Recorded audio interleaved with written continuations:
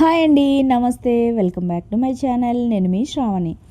ఇవాళైతే నేను ఒక మంచి రెసిపీ అని చెప్పొచ్చు. ఎగ్ కర్రీ విత్ పుదీనా కాంబినేషన్తో ఎలా చేసుకోవాలో చూపించేస్తాను. ఇదైతే మాత్రం చాలా కమ్మగా ఉంటుంది. అలానే పుదీనా అంటే ఇష్టం లేని వాళ్ళైతే కంపల్సరీ ట్రై చేయండి. ఇందులో వేయడం వల్ల ఆరోగ్యానికి కూడా మంచిది.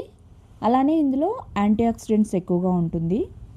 సో డైజెషన్కి కానీ లేదు వంటి చలువనిస్తుంది. అలానే డయాబెటిక్ వాళ్ళకు కూడా చాలా మంచిది ఆరోగ్యం పరంగా చూసుకుంటే. ఇక ఈ ఫ్లేవర్ నచ్చని వాళ్ళు ఉంటారు కంపల్సరీ అయితే.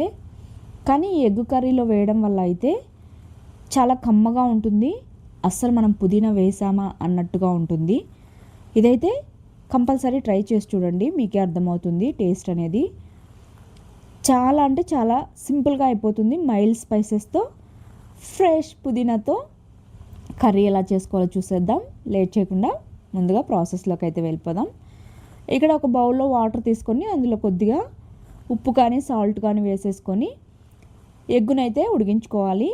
ఇక్కడ ఎగ్స్ అనేవి ఉడికిన తర్వాత చల్లారాక ఇక్కడ నేను చూపిస్తున్నాను కదా, ఆ విధంగా చేశారంటే ఈజీగా పైన అనేది సెపరేట్ అయిపోతుంది. ఆ తర్వాత అయితే ఒక ప్లేట్లోకి తీసుకొని మొత్తం ఈ విధంగా నేను ఇక్కడ చూపిస్తున్నట్టుగా ఘాట్లు అయితే పెట్టేసుకోవాలి.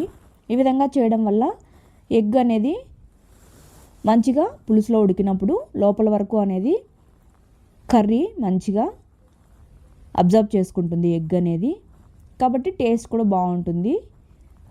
తర్వాత ఈ విధంగా ఘాట్లు పెట్టుకున్నాక పక్కన పెట్టేసుకొని మసాలా అయితే ప్రిపేర్ చేసుకుందాం. మిక్సీలో అయితే కొద్దిగా కొబ్బరిని అయితే తీసుకోవాలి, ముక్కలుగా కట్ చేసుకొని అందులోనే వెల్లుల్లి, పచ్చిమిర్చి, ఒక గుప్పెడ దాకా పుదీనా, జీలకర్ర, తర్వాత కొద్దిగా అల్లం, పెరుగు వేసుకోవాలి.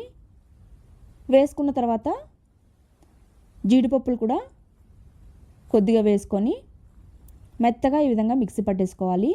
వాటర్ అయితే ఏం అవసరం లేదండి, పుదీనా వేసాం కాబట్టి, పెరుగు వేసాం కాబట్టి సరిపోతుంది. అదే మిక్సీ పట్టేసుకున్నాక పక్కన పెట్టుకొని కడాయిలో అయితే కొద్దిగా ఆయిల్ వేసుకొని ఎగ్స్ని అయితే ముందుగా ఫ్రై చేసుకోవాలి. అందులోని కొద్దిగా పసుపు వేసుకోవాలి. సాల్ట్ అయితే వేయడం లేదండి, ఆల్రెడీ ఎగ్ మనం ఉడికించుకున్నప్పుడు సాల్ట్ వేసుకున్నాం కాబట్టి. ఒక 2 మినిట్స్ ఈ విధంగా ఆయిల్లో టాస్ చేసుకుంటే సరిపోతుంది. తర్వాత అయితే తీసి ప్లేట్లో పక్కన పెట్టేసుకొని అదే కడాయిలోనే ఆయిల్ వేసుకొని కొద్దిగా జీలకర్ర అలానే కరివేపాకు వేసుకొని చిటపట్లాడనివ్వాలి. తర్వాత ఆనియన్స్ అనేవి ఈ విధంగా సన్నగా కట్ చేసుకోవాలి. నేనైతే చాపర్లో వేసుకున్నాను. ఈ విధంగా ఆనియన్స్ చాపర్లో వేసుకోవడం వల్ల కాస్త సాఫ్ట్గా ఫాస్ట్గా కూడా ఫ్రై అయిపోతుంది. అలానే గ్రేవీ అనేది కాస్త థిక్గా ఉంటుంది. ఈ విధంగా ఆనియన్స్ని కూడా ఫ్రై చేసేసుకున్నాక 1 స్పూన్ దాకా అల్లం వెల్లుల్లి పేస్ట్ వేసుకోవాలి. మనం ఆల్రెడీ మిక్సీ పట్టుకున్నప్పుడు వెల్లుల్లి అల్లం అనేది వేసుకున్నాము. వద్దనుకున్న వాళ్ళైతే ఇక్కడ స్కిప్ చేయొచ్చు, కానీ కాస్త అల్లం వెల్లుల్లి పేస్ట్ కూడా వేసుకుంటే ఈ ఆనియన్స్ వేయించినప్పుడు బాగుంటుంది టేస్ట్ అనేది. వేసుకున్నాక మంచిగా ఫ్రై చేసేసుకోవాలి. అది కాస్త ఫ్రై అయ్యాక ఇక్కడ 2 టమాటోలు నేను ఈ విధంగా చాపర్లో వేసుకొని చాప్ చేసుకున్నాను. ఆ టమాటోని కూడా వేసుకున్నాక మెత్తగా మగ్గించుకోవాలి. అది కాస్త ఫ్రై అయ్యాక ఇందులోకైతే సాల్టు, పసుపు, కారం, ధనియాల పొడి, కొద్దిగా గరం మసాలా వేసేసుకోవాలి. వేసుకున్న తర్వాత మొత్తం మంచిగా ఫ్రై చేసుకోవాలి. అడుగంటకుండా మంటను మాత్రం సిమ్లో ఉంచుకోవాలి. ఈ స్టేజ్లో ఈ విధంగా నూనె పైకి తేలేంత వరకు ఫ్రై చేసేసుకోవాలి. ఫ్రై అయ్యాక మనం మిక్సీ పట్టేసుకున్నాం కదా, ఆ పేస్ట్ని అయితే వేసేసుకోవాలి. వేసుకున్న తర్వాత ముందుగా అయితే మంచిగా నూనె పైకి తేలేంత వరకు దాన్ని ఫ్రై చేసుకోవాలి. ఎందుకంటే మనం పుదీనా అనేది అలానే డైరెక్ట్గా ఫ్రెష్గా వేసాం కాబట్టి, అలానే అల్లం, వెల్లుల్లి, పచ్చిమిర్చి అన్నీ రాగానే వేసాం కాబట్టి అది కాస్త పచ్చివాసన పోయేంత వరకు ఈ విధంగా మంచిగా మంటను సిమ్లో ఉంచుకొని మిక్స్ చేసుకోవాలి. తర్వాత మూత పెట్టుకొని ఒక 2 నిమిషాల పాటు కుక్ చేసుకుంటే సరిపోతుంది. లేదు అంటే ఈ పుదీనా అనేది కాస్త పచ్చి స్మెల్గానే ఉంటుంది, కర్రీ కూడా టేస్టీగా ఉండదు.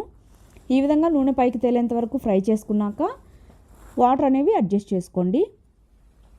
ఇక్కడ మనము ఇందులో జీడిపప్పులు వేసాము, అలానే కొబ్బరి కూడా వేసాం కాబట్టి కన్సిస్టెన్సీ అనేది కాస్త తిక్కుగానే ఉంటుంది చల్లారాక. కాబట్టి వాటర్ అనేవి కొద్దిగా ఎక్కువగా వేసుకున్నా పర్లేదు.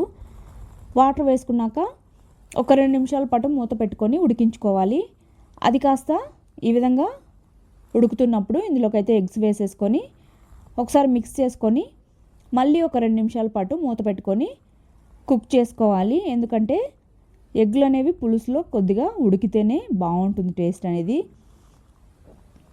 ఈ విధంగా మిక్స్ చేసుకొని మూత పెట్టుకొని ఉడికించుకుంటే సరిపోతుంది ఒక 2 నిమిషాల పాటు. చూసారు కదా, ఇక్కడ ఆల్రెడీ గ్రేవీ అనేది కాస్త తిక్కుగానే అయింది.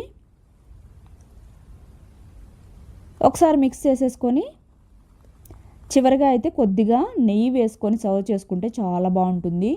ఇది మాత్రం స్కిప్ అవ్వకండి. కొద్దిగా నెయ్యి వేసుకొని మూత పెట్టేసుకొని స్టవ్ ఆపేసి సర్వ్ చేసుకునే ముందు మూత తీసి సర్వ్ చేసుకుంటే సరిపోతుంది. కాకపోతే ఒక 2 నిమిషాల పాటు ఉండనిస్తే ఆ ఫ్లేవర్ అనేది బాగుంటుంది, నెయ్యి ఫ్లేవరు.